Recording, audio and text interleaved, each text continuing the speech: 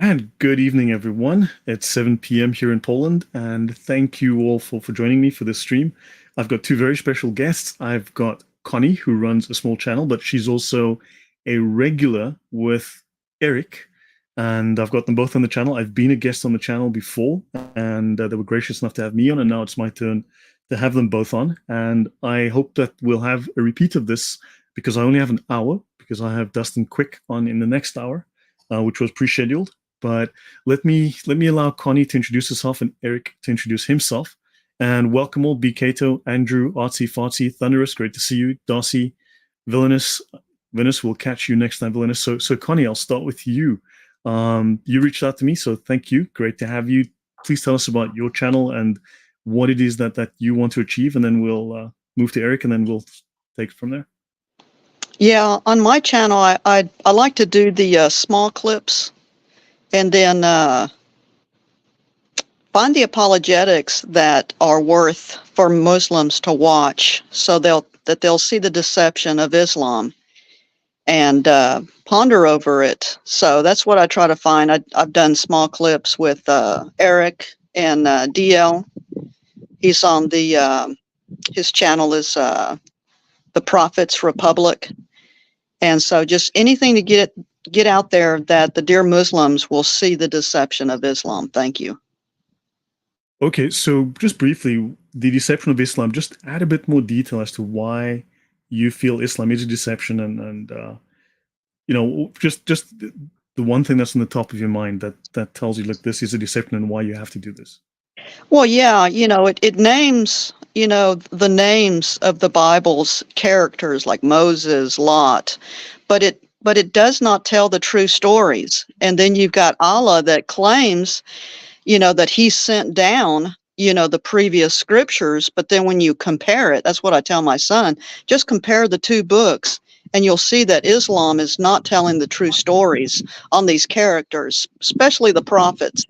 And that's where my heart is with Moses on down what the prophets have said.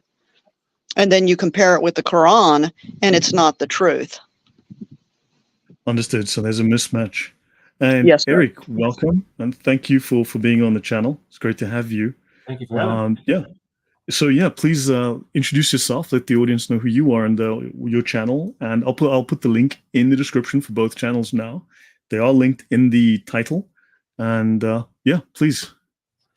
Well, I appreciate you having me, Lloyd. I'm Eric Theckefer. Of course, Theckefer is not my real last name. So that the Kafir. It's kind of a pseudonym. I don't know if people pick up on that real quick, but I just want to make sure people know that that's not my given name. But yeah, I'm the host of the Cross and the Crescent discussion group. We are a weekly live streamed YouTube show where we have a panel of people that come on, and we have all kinds of discussions dealing with Islam and Christianity. I'd like to say that the channel is a channel dedicated to rightly dividing the truth between Christianity and Islam. And we talk about all kinds of different issues. We've talked about the historicity of Mecca. We talked about the historicity of the gospel message, how we know that the gospel was written by the gospel writers, and we talked with the early church fathers. Last week we had a discussion about Paul Williams. Tell me something. I would love to have a couple of these discussions with you. Would you be willing to come back talking about the historicity of the gospel and Paul Williams and other topics? That would be a great. I've been looking into exactly those topics, and if you've been there already, it would be great to sort of share that and bounce ideas. Yeah, I have slideshows that goes along with it. I used to, Lloyd. And I just want to make sure everybody knows. Last time I had Lloyd on my channel got deleted, and I don't want to blame Lloyd for that because there's people that trolled the channel. But I'm a teacher, or I used to be a teacher. Last Friday was my last day. I'm retired now, and then these trolls came at me because I'm a teacher. But yeah, I would absolutely love to come on and talk to you about the history of Mecca. I've done several shows on that, and also the veracity of the Gospels themselves, how we know that the Gospel writers wrote the Gospels, when they wrote the Gospels, and what evidence do we have that demonstrates these things. So yeah, absolutely. And we do this every Sunday at 4 p.m. Central Standard Time. That's like what, 10 o'clock your time? Past your bedtime? Yeah, right now, yes. Yeah. So So if you want to come to the show, we're there every Sunday at 4 p.m. Central Standard Time. right. Yeah, thank you. So there's actually lots that I could ask you. So Connie, perhaps I'll start with you. Tell us what motivates you to deal with Islam. Tell us also what you find most frustrating, although you may have touched on it already. And then also what you feel is effective right now. What is it that we are doing that is effective that we should continue doing? Well, just comparing the truth, which we have the Bible, we have the Dead Sea Scrolls, and then just comparing it with the Quran. I have a past with Islam, and it pretty much disgusted me when the Lord led me to start reading that Quran, and I was able to immediately see that it was not the truth. So the more that we educate Muslims about the two books, the more they can make wise choices to see that Islam has not been telling them the truth. It doesn't promise them salvation. They'll find out once they die. And that's totally against what the Messiah and what the prophets have spoken about salvation. Right. Darcy Campbell asks very correctly, which Quran version? Because yes. I've not done a few which shows. one? And yeah, I mean, we know that Hatun Tash, I mean, it blew my mind when Hatun Tash revealed with Jay Smith, like what, 25, 24 Qurans back then at Speaker's Corner. That really just blew my mind. And now there's even more. And now we're looking at the Qira'at, and they're not just these pronunciation differences or dialectical differences. These are actually different words with different meanings. These are not just different. It's not tomato versus tomato. That's a difference in pronunciation, but it's exactly the same word with the same meaning. But now we're finding that these Qira'at are variants, different versions with different meanings. For instance, you versus them. So for instance, you are getting $1 million versus they are getting $1 million. You are guilty of murder versus they are guilty of murder. These are not minor, trivial differences. These are significant. Right, they're Eric, not Qira'at. Yeah, and go ahead, Eric. Well, I was going to say we had Jai Apologetics on the channel a couple of weeks ago, and he's that's his native tongue, as far as I know. But he went through a lot of these different variants within the Quran itself, and clearly demonstrated that this is just as you said. These are not different ways to say the words or what we would call dialects. These are complete differences in the words that are in the different Qurans. But the key thing is how they impact the religion itself. We can talk all day long about the small variants that we have in the New Testament. There's a multiplicity of them, of course, because we have thousands of different copies. But the fact is that none of those variants that we have in the New Testament impact any meaningful way any tenets of our faith, unlike what they do in the Quran. Yeah, and if you look at the 1924 Quran, according to now, Jay Smith speaks about this, and I know Jay Smith, of course, amongst Muslims, they want to give him a bad rap and they want to deny his evidence. But when you look at someone like oh, good grief, his name just escapes me, but he runs a very popular channel that discusses Islam and the Quran, and he's a professor with a Reynolds, Saeed Reynolds. What's his?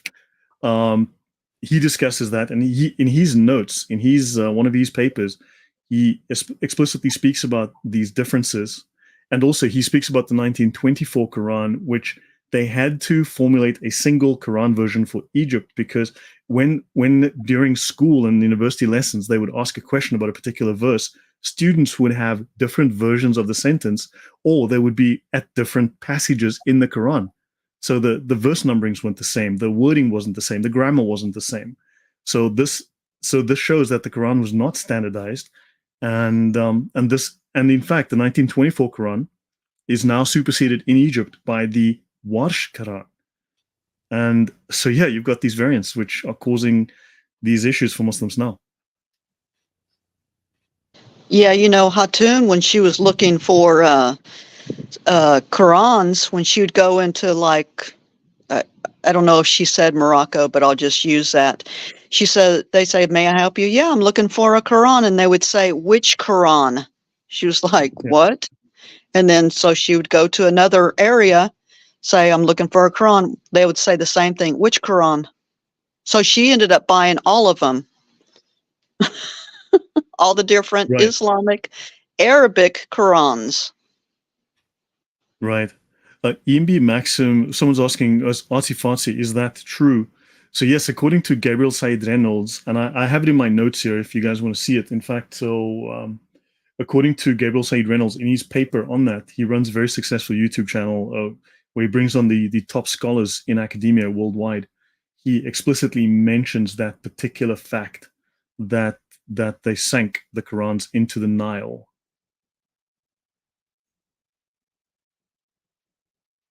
Yeah, indeed they did. It's out there. It's out there for everyone to learn. Well, this is again. This is the following the Sunnah. I mean, why was the Quran compiled in the first place? It's because they were having arguments about the differences in how to recite the Quran itself. And what did Uthman do with all of everything that had been written down and provided him so he could compile the Quran? What did he do with it? He burned them all. Right. He burned them all. They destroyed anything prior to that. So you cannot go back and do what we do in as Christians. We do textual criticism where we Yes. compare the older manuscripts to the newer manuscripts and determine what is trying to be said here. You don't have that with Islam. You don't have all, when we talk about the originals, they don't have the original Quran. Why? Because Uthman burned it. So how can you say that for any amount of certainty, this is the Quran that Muhammad initially recited? You can't, because it's gone. No evidence.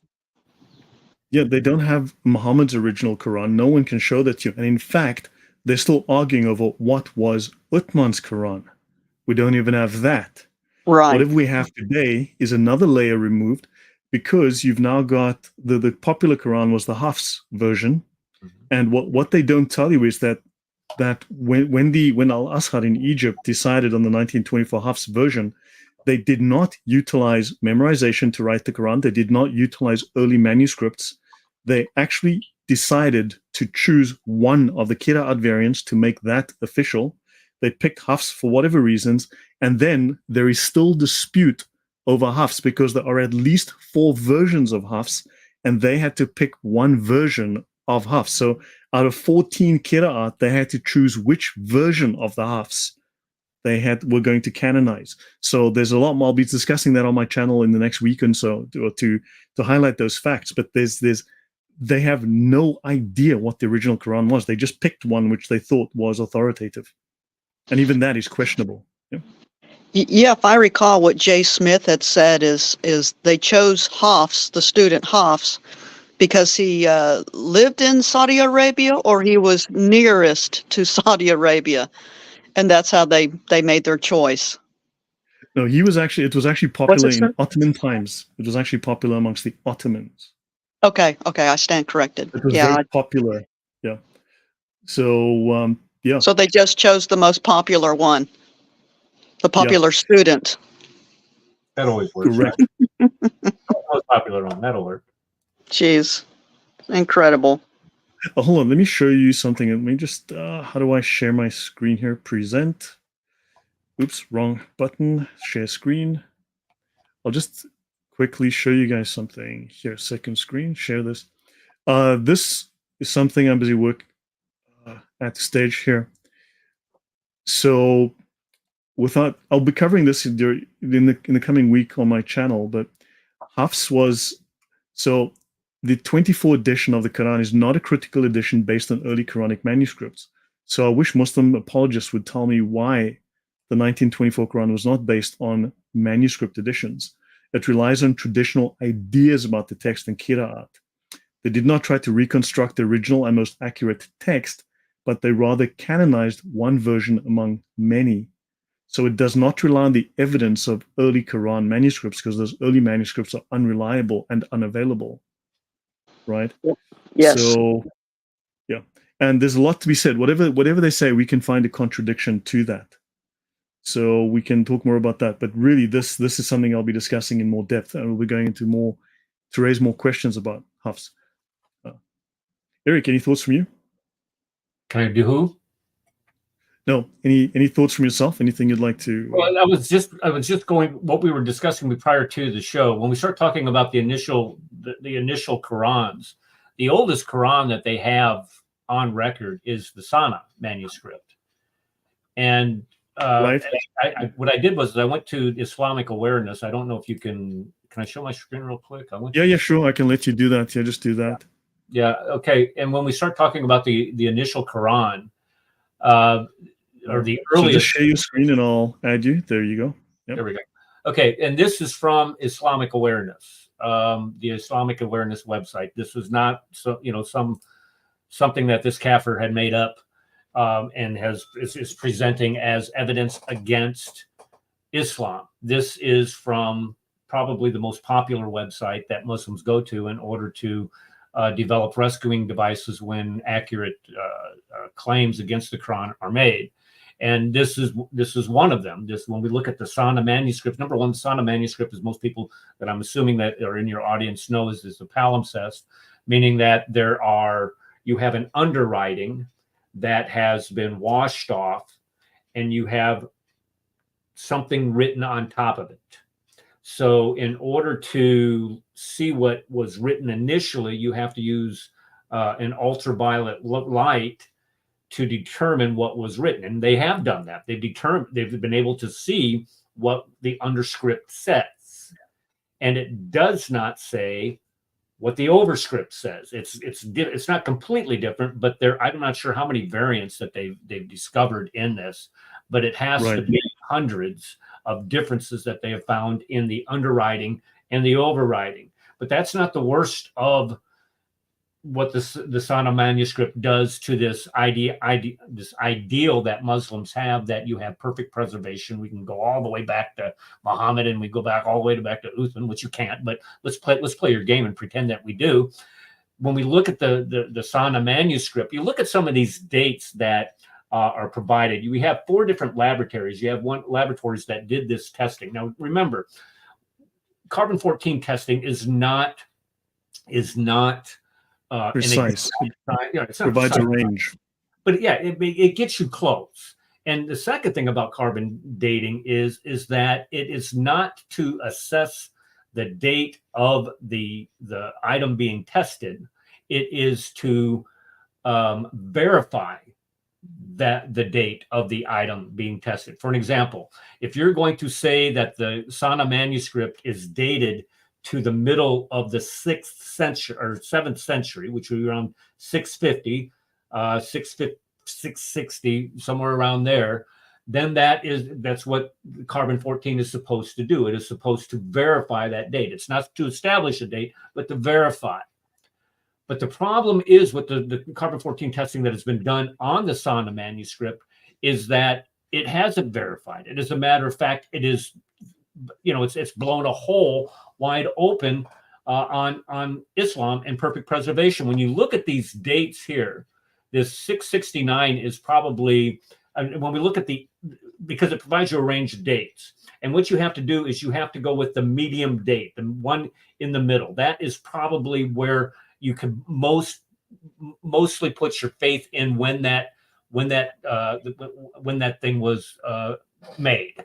So when we look at the most generous one, you go 578 to 669. That puts you somewhere around what? I would say lost 620. Can you hear me? Sorry, I can now. Sorry, for some reason StreamYard makes my speakers switch off occasionally. I have no idea why. I'm thinking maybe that troll that got you shut down my channel might be here. I'm kidding. It's a bit joke. Anyway. Well, now you're on my channel. So. And now he's coming to yours. Look at that. We're probably going to be shut down by the time we get done. When you look at these dates, none of these dates match the narrative. And as a matter of fact, when you further you get down here, when you go to the lab in Germany, look at this lab in Germany. 430 to 430. That's 2 centuries before Muhammad, for crying out loud. You get down here to the one in France, Lyon, France, you got 433, 388.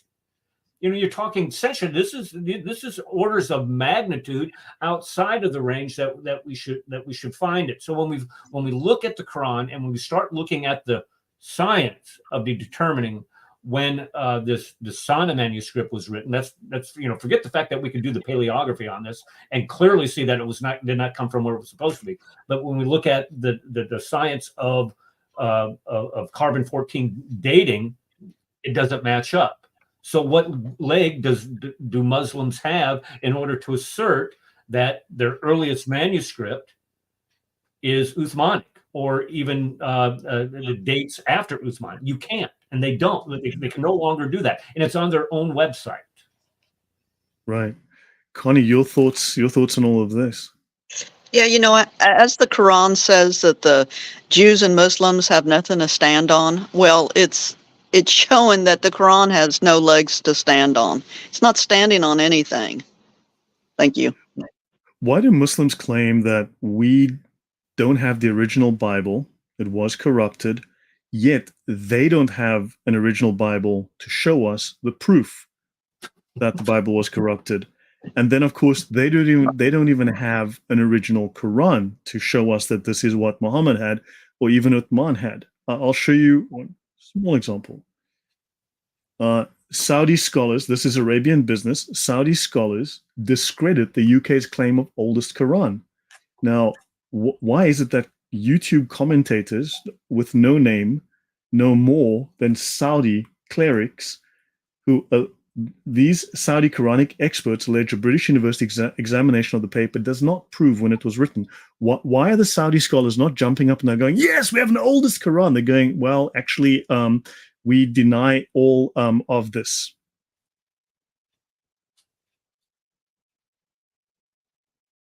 What date did they provide? Do you know? Say again, please. Do you know what date they provided for that when they? So the date here is 648. No, 6. I think 660. That's when was Muhammad born? 670. So I think it's like 668, just prior to Muhammad's birth, supposedly. No, 568. Sorry, 568 to about 650. So up to like 20 years after he died, or something like that. To 650. So how can you have a Quran? How can you have a Quran before the Uthman compiled it? Even if you're being generous.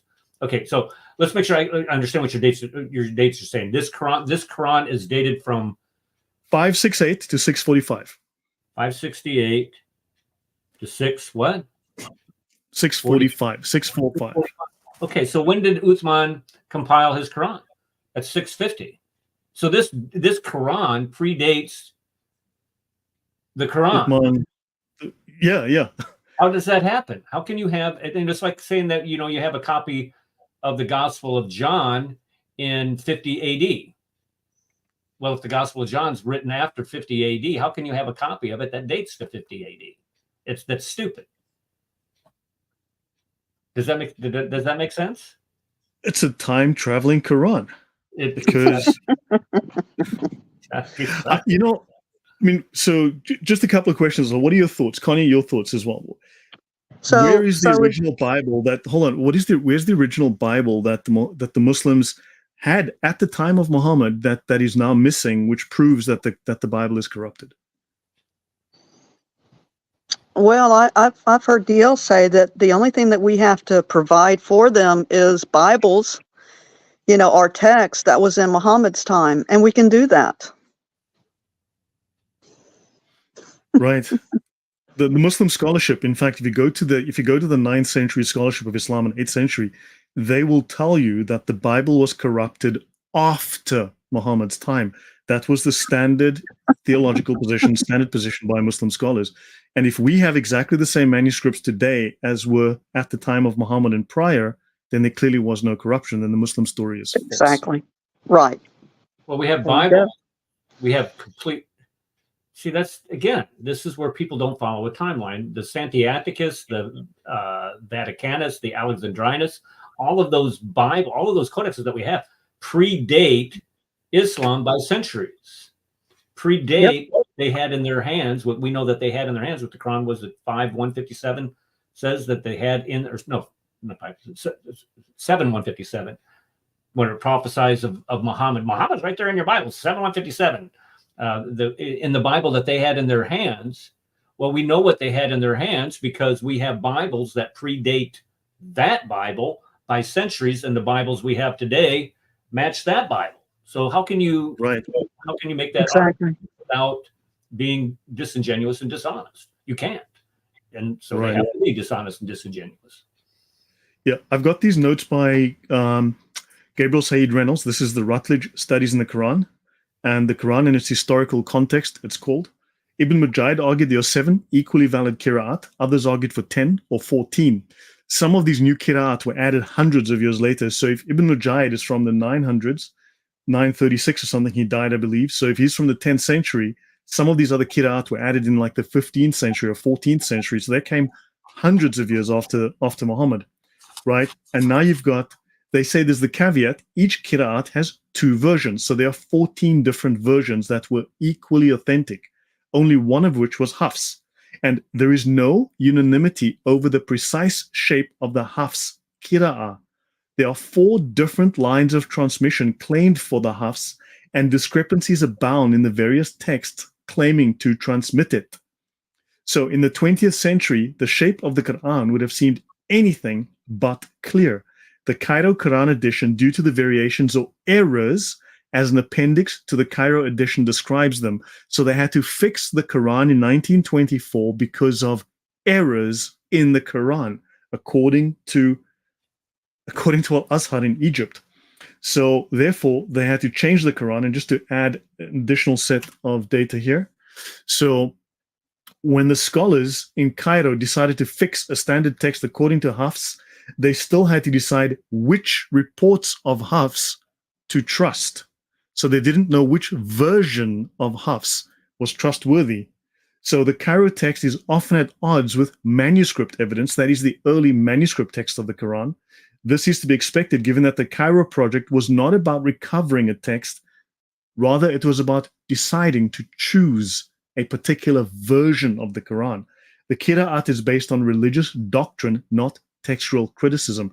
In other words, it supports a particular theological position. Every Qira'at supports a particular theological edition or position. So the Egyptian edition's claim to validity is based not on antiquity, but on canonicity. In other words, on tradition. Your thoughts on that? I'll start with you, Connie. Your thoughts on this? Yeah, it just tells you that the Quran is man-made. It's based on men, not anything about their Allah. I mean, can't their Allah come and tell them, hey, this is really what it says? But it would totally go against what they choose to believe. So it's just man-made. That's just what it shows you. Yeah. Your thoughts, Eric? Yeah, well, if they're basing what is supposed to be in the text based on theological traditions, the question then is where do these theological traditions, where are they developed and how did they develop and why did they develop? And we find that in the Hadith literature. So when you go to the Hadith literature, number one, the Hadith literature was not written down until Bukhari started writing it down in 870. Now, if you can follow a calendar, you can see that 870 and the death of Muhammad in 632 is just a couple days later, like 240 some odd years later. And so when we look at the Hadith traditions that were the Hadith, where these theological traditions were developed from, you then have to suppose, okay, well, how did the Hadith develop? Well, when we look at the Hadith, you can see a development of the Hadith over time, where you have the same Hadith that were supposedly recited by somebody in, let's say, 660, 670 or something. and then look at a later translator where the Hadith has increased with political insertions and political implications there, you can see that the Hadith themselves cannot be trusted. So what you're doing is you're looking at something that was developed because of political means, trying to discredit somebody, trying to get somebody, empower somebody. Then these empowerments and these discreditment determined what traditions were going to be developed out of the Quran. Again, this has nothing to do with God, and it has everything to do with the empowerment and the lusts and the sin of mankind. So we can say that the Quran was developed. Very powerfully said. Simple pleasures. Yeah. Connie, back to you. I want to show something on the Hadiths in a second, but I just want to ask you, just so that we have the chance to make sure that the audience knows about your channel. What has been successful on your channel, and what do you think is the future of polemics against Islam? Where do you think, especially given the at the moment, you've got this Hamas thing going on, which is obviously very contentious. It is causing a lot of pain in the world right now, and clearly anti-Semitism, the hatred of Jews, the Muslim hatred of Jews is high. What do you think? What is your channel focus on, and what has been successful? Where do you think we need to go with our apologetics and our polemics?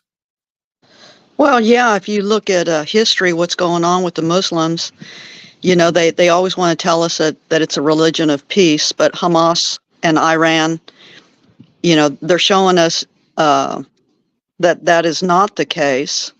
So I would just say, just keep on ministering like I do on my videos, ministering, the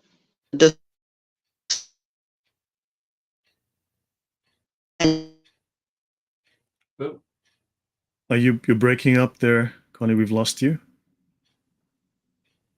Connie? Okay, we'll wait for Connie to come back. I just want to show something. This is a survey that was done, I think, in the last week. There you are. You're back. Sorry, you broke up very early on. Yeah.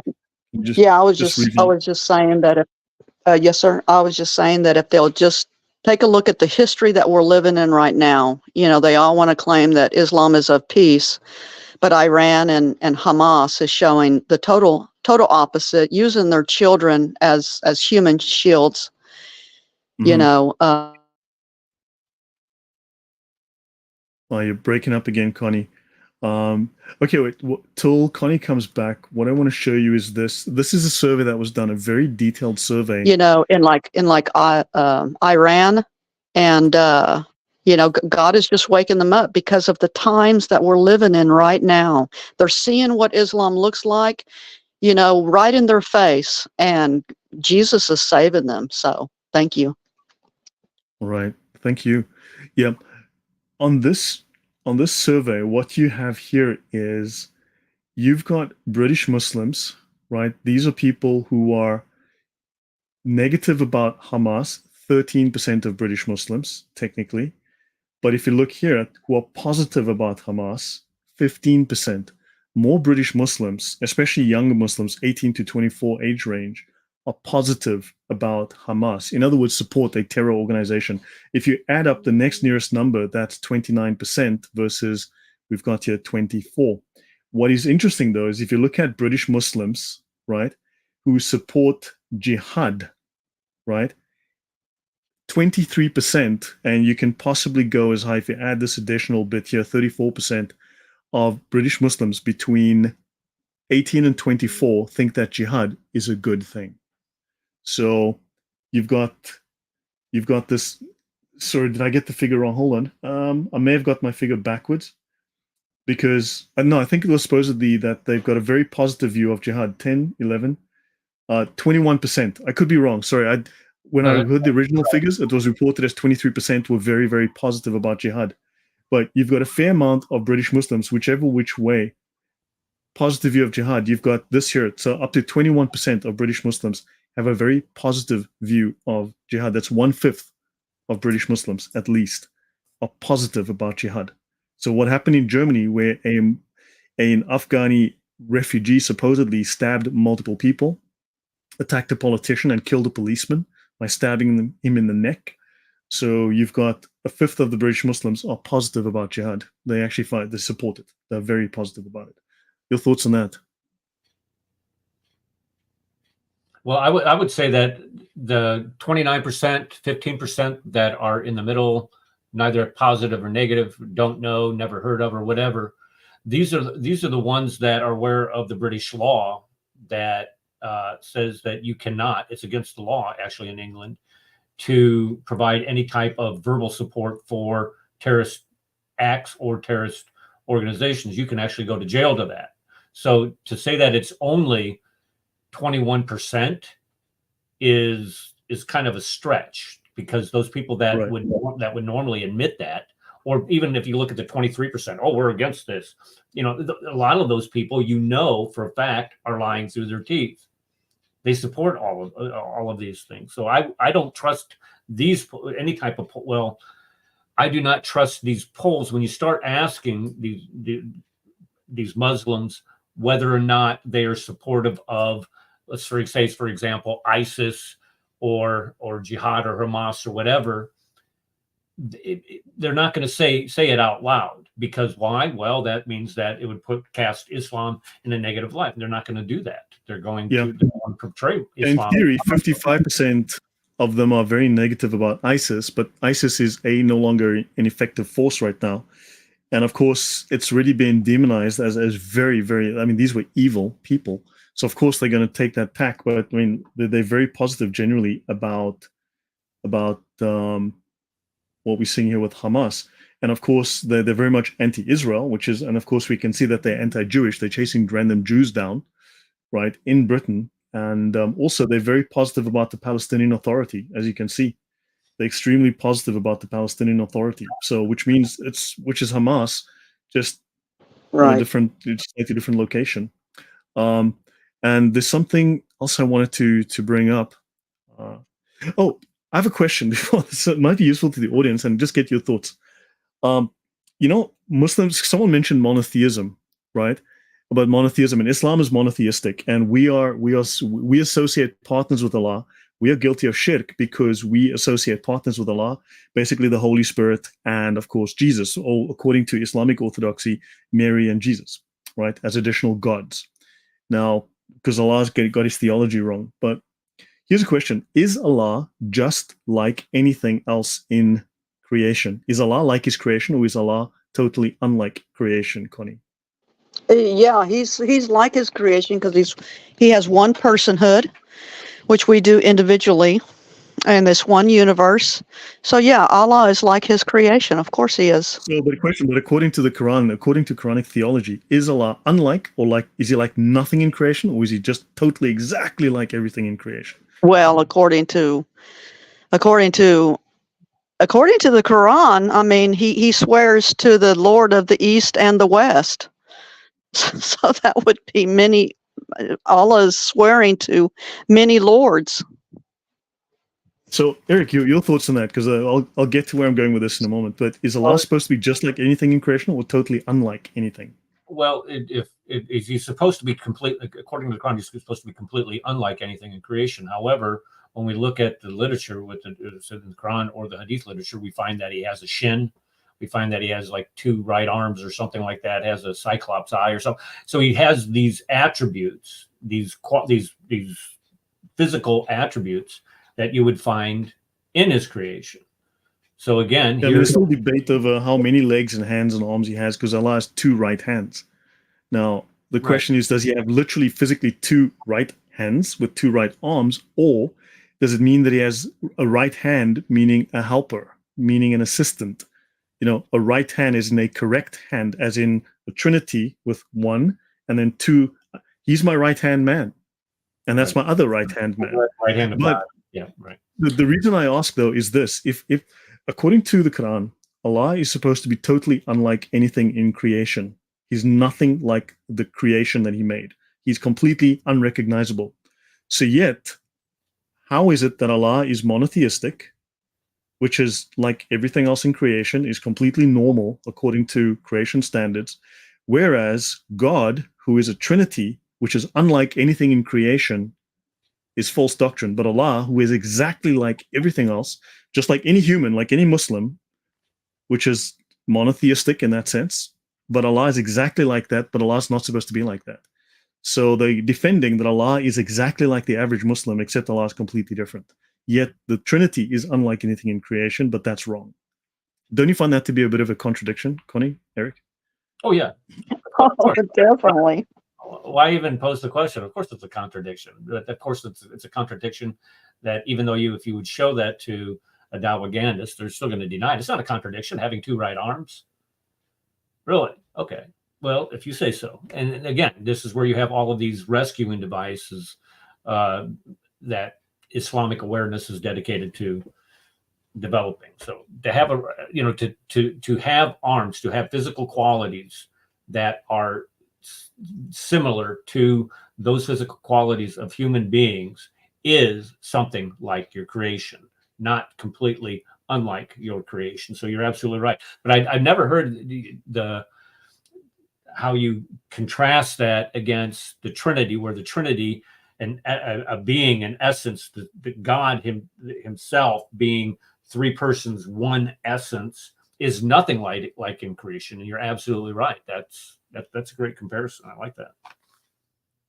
Thanks. So, Connie, you mentioned the Hadiths, or Eric, you mentioned the Hadiths earlier. This is from the Fath al-Bari. Now, this is the most famous commentary on the Hadiths. Now, according to the Sharia, the Hadiths are not read per se. The Hadiths are interpreted through the great Hadith scholars. And Ibn Hajar al-Asqalani, his Fath al-Bari, the victory of the Creator, is the most famous of these, the greatest of these interpretive works, these exegesis or tafsirs of the Hadith. So let's have a read through this, because not only the Quran has multiple qira'at and different strands of transmission with questions, this is the Hadiths. So there are at least 70 full commentaries have been written on Imam al-Bukhari's great Sahih. And the most celebrated is, without question, the magnificent Fath al-Bari, the victory of the Creator, by Imam Ibn Hajar al-Asqalani. It's the crown of its genre, and it is appreciated by the ulama for the doctrinal soundness of its author, for its complete coverage of Bukhari's material, and its mastery of the Arabic sciences, and the wisdom it shows from the hadiths it expounds, and its skill in resolving complex disputes over variant readings. Bukhari's text has not come down to us in a single version, but Bukhari's hadith exists in several narrations, of which the version handed down by al-Kushmayhani, who died in 389 according to the al-Hijri calendar, on the authority of Bukhari's pupil al-Farabri, is the one most frequently accepted by the ulama. Ibn Hajar uses the Kushmayhani variant as his standard text, but it says here frequently, not solely. But he gives reasons, often in complex detail, for preferring other readings where these have particular merit. He makes it clear that he's authorized, although the ijazah system for all the riwayat he recites. In other words, there are multiple qira'at with disputed versions of even the hadiths of Bukhari. And when is this written? When is Asqalani? 389, so that's whatever, 632 plus 3, it's about 10th century, give or take.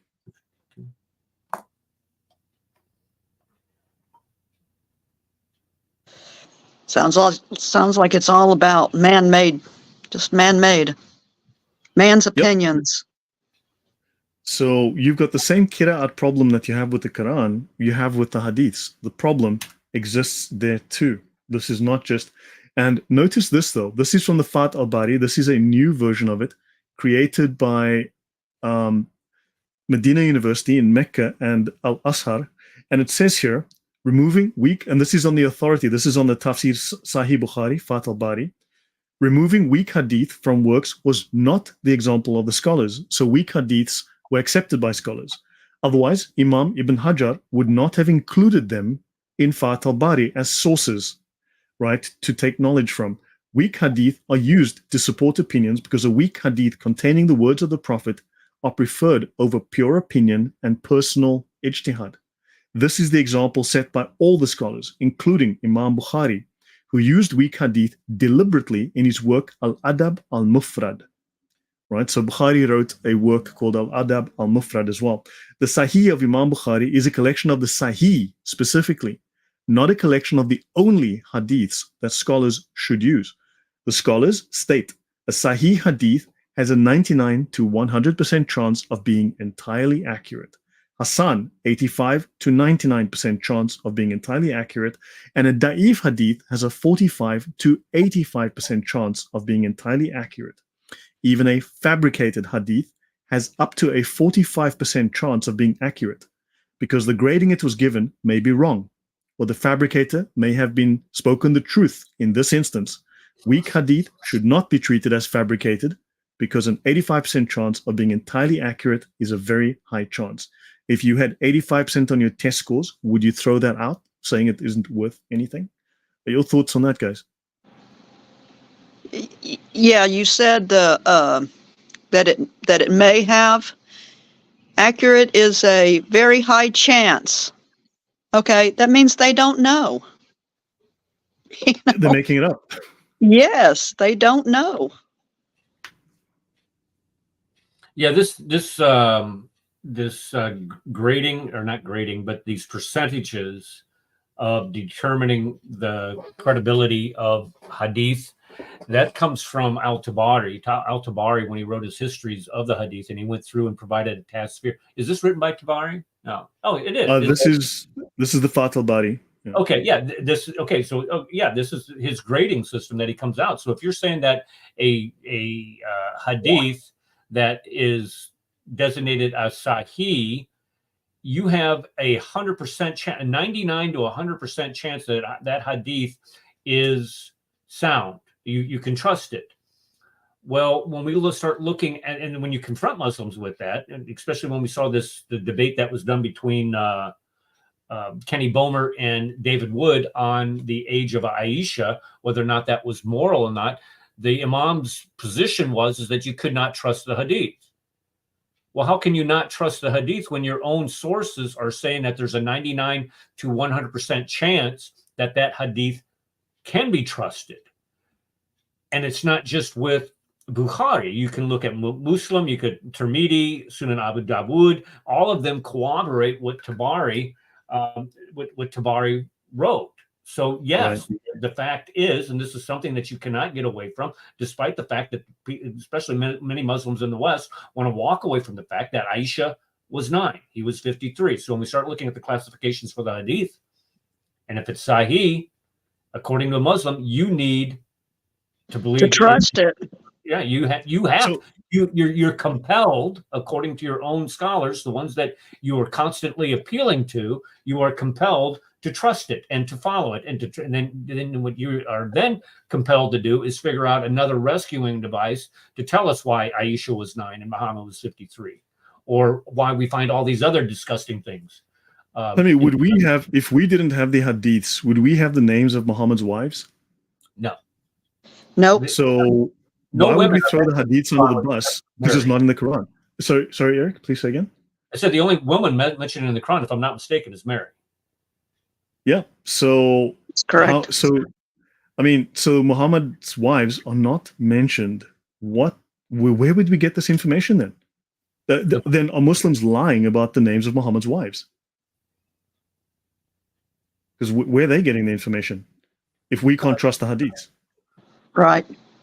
Well, this is where we're seeing a growth in, I would say, an exponential growth in the number of Muslims that are going to or Quran-only Muslims, or becoming Quran-only Muslims, is because they're well aware of the unreliability of the hadith and how it paints or sheds or portrays Muhammad and the earliest Muslims in the most lack of a better terminology, but unflattering light.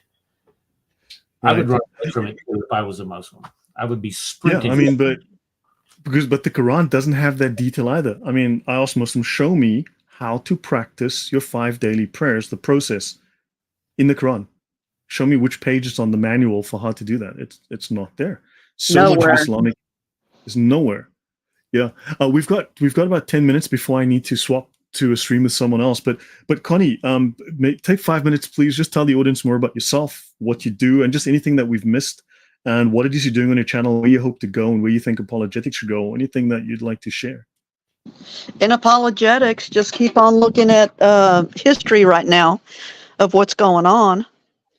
You know, I started doing videos, you know, to teach the dear Muslims about Islam, where it is downright being deceptive to them, and sent a couple videos to Eric, and then he asked me to do his intro, and then I started getting more serious about it, you know, because I honored him. I had been listening to him and everything, and when I finally made his first intro, he's like, "Okay, send it," and I felt like I was sending my small child to school for the first time. I was very nervous, you know, because I wanted to get it right, but Eric was the mastermind behind it, so I just put it together, and I ended up doing DL's couple of his intros.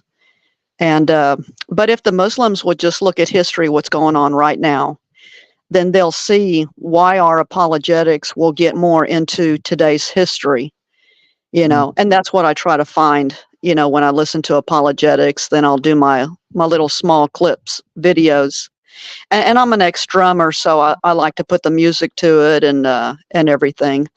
So all I want to do is just be helps for the dear Muslims to see the difference, that Islam is not the truth. You know, Allah wants to claim that he affirms our scriptures, even what we had in our hands. So when we show them, you know, they just have this robot mentality. You know, they'll say, "Well, show me this in the Bible." When we do, we go in the Old Testament and in the New Testament, and then all what they say is, "Well, your Bible's been corrupted." Well, that's not the truth. They can't prove it. And I always ask them, then where is this Injil that Allah sent down to Isa ibn Maryam? And they cannot answer it. So they need to just be honest that Islam is not telling them the truth, you know, to start listening to people that are sincere, you know, to teach them what the Quran says versus what the previous scriptures do say. Thank you. Mm-hmm. You're welcome. Thank you. Eric, time for you. I mean, I'd love to hear your thoughts. And also about this, I have challenged Mr. Blogging Deception, Paul Williams, many times. I mean, I have tagged, I have texted him on via X, because I've said, "Look, man, you've said things about the Sharia. I'm happy to have a public discussion about the Sharia." Of course, Paul won't do that with me, because I would mop the floor with this man when it comes to the Sharia. So, you please, yeah, well, your time. Okay, well, since you mentioned Paul Williams, first off, Paul Williams will not debate anybody, and the reason why is because he would then be exposed for his lack of knowledge, and also the deception that he uses in order to try to convince people that, you know, Islam is true and Christianity, of course, is false. And I had just had enough of you know, having his shorts come up on his YouTube shorts come up on my stream, and I thought, well, I'm just going to go to his YouTube channel and just pick one and go with it. And the guy is he's a liar, is what he is. He's a demonstrable liar. But the channel itself, let me just say something about the channel itself. The channel, if people will, sometimes people only come to watch the show, to watch my intro, because the introduction to the Crossing the Crescent discussion group is the most Islamophobic intro on the internet.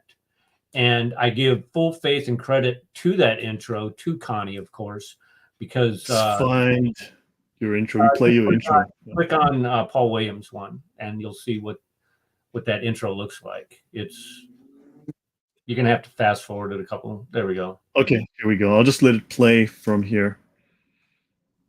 Yeah, you got to hear it. I mean, it's okay. Sorry, let me play sound. Yeah, the sound. Okay, let me represent with audio. So I will share my screen with audio. yeah, she's the one that picked out the music for it. I sent her some Lawrence Welk stuff, and Yeah, I didn't like it. I was like, no, we're not going to do that. And he wrote me back, what? So then I sent him this song, and he was like, oh my goodness. So hold on. Are you guys getting the audio coming through? Oh, no. You will now. Sorry, my bad. My bad. I always disable the audio on the tabs. Are you guys getting the audio coming through? I cannot hear it. It's not even on the screen, sir. No.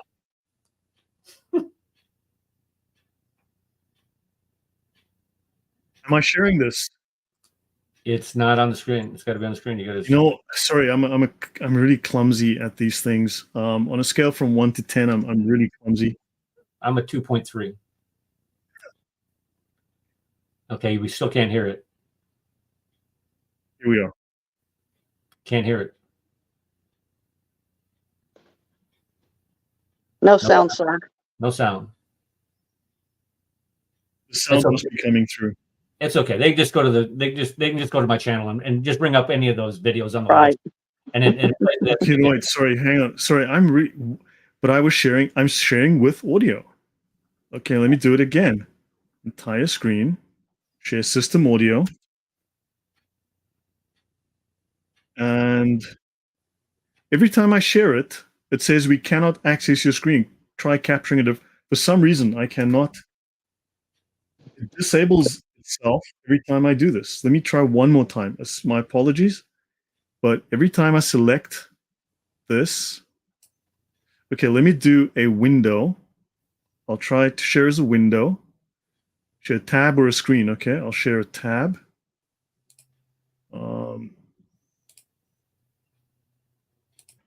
Okay, I'm going to share this with tab audio. And now, let's see. There you go. We can hear it now.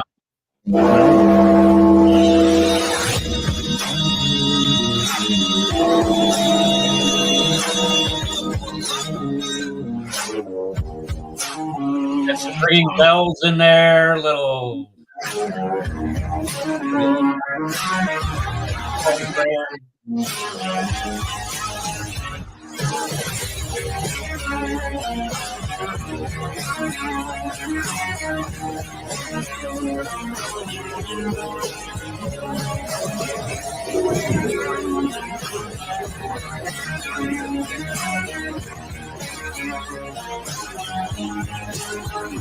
Yeah. That hot tune on here.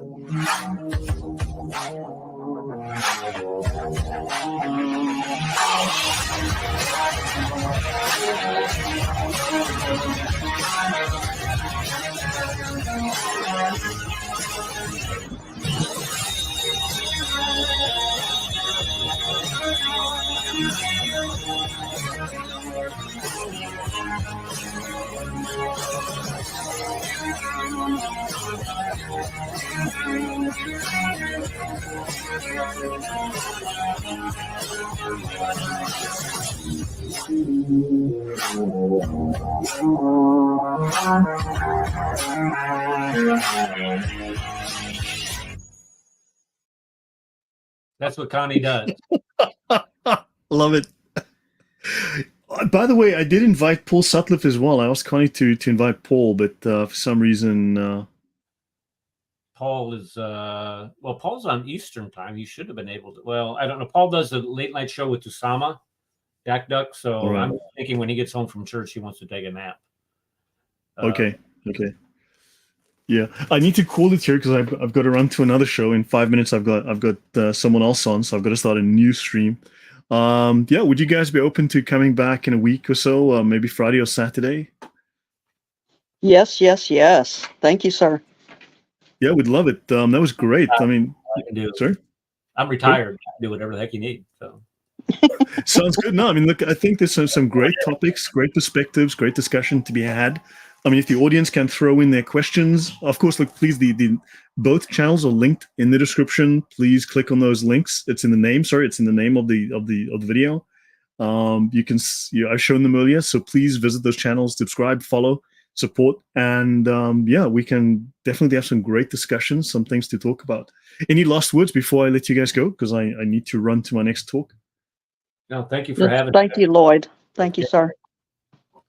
We'll see you Yeah, Friday. so guys, let me know. And I'll be yeah, here. Friday or Saturday, we'll make some time. That'll be great. So thank you, everyone, very much for being here. Thank you, Connie, for suggesting this. Glad we can make it happen. Thank you, Eric, for coming on. Really fascinating, great discussion. I learned a lot myself. So yeah, look forward to having you guys on again. We'll see you guys soon. Thank you. Thank God bless you. everyone. We'll see you.